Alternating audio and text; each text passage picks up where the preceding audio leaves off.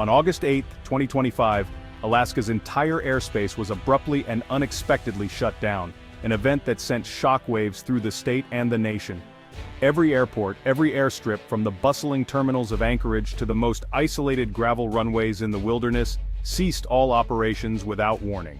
The Federal Aviation Administration issued a sweeping, all-encompassing ground stop, halting every form of aviation activity statewide: commercial, cargo, private, and even emergency flights. This wasn't due to weather, mechanical failure, or a technical glitch.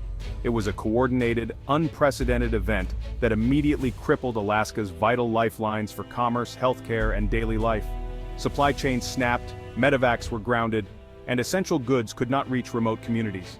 Thousands of travelers, both residents and visitors, found themselves stranded with no clear answers or way to leave. The silence from officials in those first tense hours only deepened public anxiety as rumors and speculation began to spread. The sheer scale and speed of the shutdown signaled a crisis far beyond routine disruptions, hinting at something far more serious. National attention quickly turned to Alaska as the situation escalated into a major security concern, with news outlets across the country breaking into regular programming. In this report, we'll break down the timeline of events, examine the official responses, and explore the reasons behind the extraordinary decision to place the entire United States on high alert.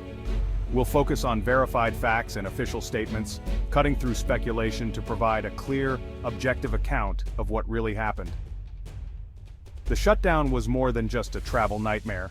It was a critical test of America's aviation infrastructure, emergency preparedness, and national defense systems.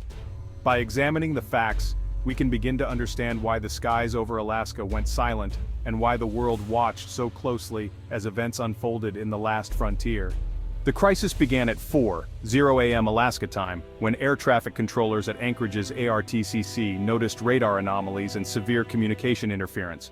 Ghost signals appeared, real aircraft vanished from screens, and static overwhelmed pilot communications across multiple systems and frequencies. Within 30 minutes, backup systems also failed, a rare and alarming event. Emergency protocols were triggered, but the disruption's source remained elusive. The FAA issued a temporary flight restriction at 5:15, escalating to a full ground stop by 5:30, grounding all civilian flights statewide. Over 200 flights were rerouted or forced to land. Early digital forensics pointed to a sophisticated cyber attack, not a technical malfunction. Cybersecurity teams from the FAA and CISA were immediately involved. The attack's intent was clear blind air traffic control and sever communications, transforming a regional crisis into a national security emergency. The response would soon extend far beyond Alaska.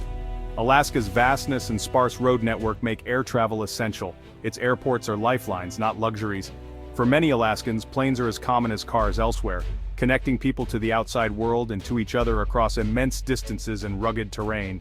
When the shutdown hit, it severed these vital links, isolating entire communities overnight and abruptly halting the flow of goods, mail, and urgent medical care. Suddenly, places that already felt remote became completely cut off. Anchorage International, a global cargo hub, saw its daily 80-plus cargo flights drop to zero, disrupting supply chains from Asia to North America. The airport, usually buzzing with activity, became eerily quiet, and the ripple effects were immediate. Companies like FedEx and UPS faced immediate bottlenecks, with ripple effects felt worldwide. Packages, medical supplies, and essential goods piled up, unable to move. Over 75% of Alaskan communities lack road access. For them, the shutdown meant no food deliveries, no mail, and no medevacs. Store shelves emptied quickly, and families worried about how to get by. Hospitals in remote areas faced impossible choices, unable to transfer critical patients to larger facilities. Medical emergencies became even more dangerous, and healthcare workers felt helpless. The human cost was immediate and severe. Families waited anxiously for news, and the sense of isolation deepened with every passing hour. Tourism, peaking in August, collapsed overnight. Tens of thousands of visitors stranded, hotels overwhelmed, and local businesses devastated. The economic blow was swift and harsh, with livelihoods suddenly at risk. Cruise ships couldn't cycle passengers, and remote lodges lost their entire season's revenue. The loss rippled through every corner of the tourism industry. The shutdown's economic and social shockwaves spread far beyond Alaska's borders, affecting global trade, travel, and supply chains. The event exposed just how fragile and interconnected the states and the world's aviation lifelines truly are. What happens in Alaska can echo across continents. For many, the silence in the skies was more than an inconvenience. It was a crisis that touched every aspect of daily life, leaving a lasting mark on the state and its people. The federal response was swift and coordinated. The FAA's command center in D.C. took control, rerouting international flights with help from Canadian controllers and diverting domestic flights to safe airports. No incidents occurred, a testament to the controllers' skill. NORAD raised its alert status, scrambling F-22s to patrol Alaskan airspace and verify radar integrity. Their mission: deter threats and ensure no unidentified aircraft exploited the outage. DHS's Cyber Emergency Response Team arrived in Anchorage, working with FAA technicians to trace the disruption.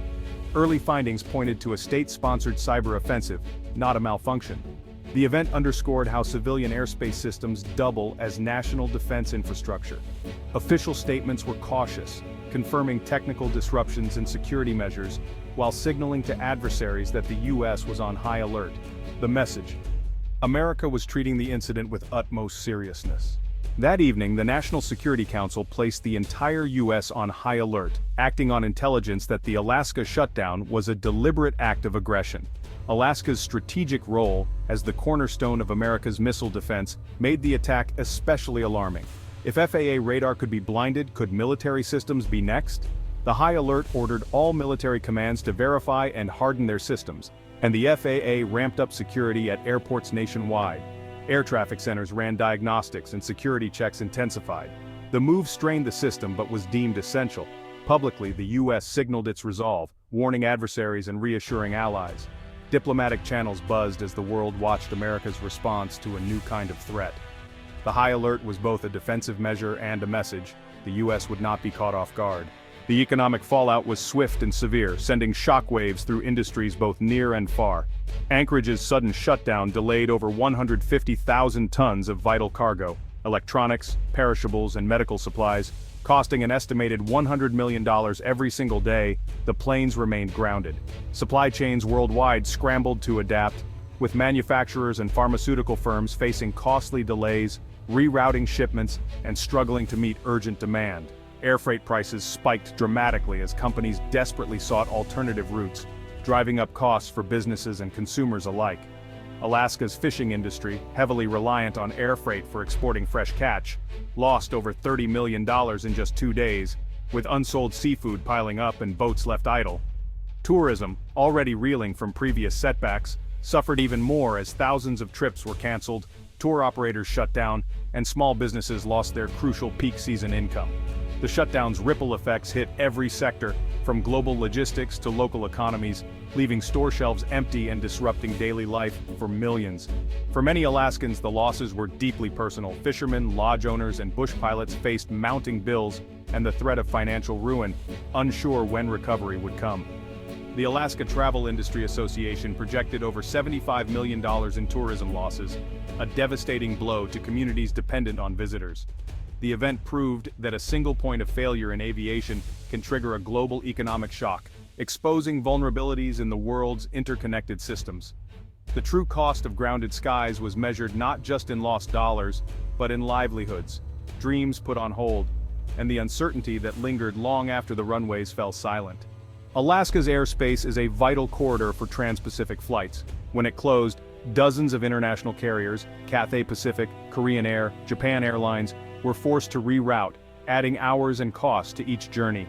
Flights diverted to Japan, Hawaii, or even returned to origin, burning thousands of extra kilograms of fuel. Passengers missed connections, and West Coast airports were flooded with rerouted flights and stranded travelers.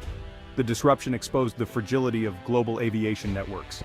International aviation bodies sounded the alarm. A cyber attack on one nation's airspace is a risk to all. In the aftermath, global authorities convened to strengthen cybersecurity and response protocols. The Alaska shutdown was a wake-up call for the world's airlines and regulators. Restoring Alaska's airspace was a careful, phased process. 48 hours after the shutdown, the FAA allowed limited cargo and medevac flights on secured networks. Passenger service resumed at reduced capacity in Anchorage, Fairbanks, and Juneau, with strict monitoring and extra security checks. Full operations weren't restored until 5 days later, after systems were scrubbed and new security measures installed. The national high alert was lifted, but vigilance remained high. Agencies launched a comprehensive review, recommending major investments in aviation cybersecurity and more resilient backup systems. The crisis forced a rethinking of how to defend critical infrastructure from digital threats. The goal: ensure the skies can never be silenced so easily again. The Alaska shutdown was a stark warning about our digital vulnerabilities. For 2 days, a cyber attack severed lifelines, halted commerce, and isolated communities. The response was effective, but the event proved that cybersecurity is now central to national security. Alaska's strategic importance and its fragility was laid bare. The economic and social costs were immense, and the recovery was slow but necessary. The incident spurred a global reevaluation of aviation security, with new focus on digital threats. The investigation continues, but the lesson is clear: resilience and vigilance are essential. The question now: are we ready for the next silent attack on our critical infrastructure?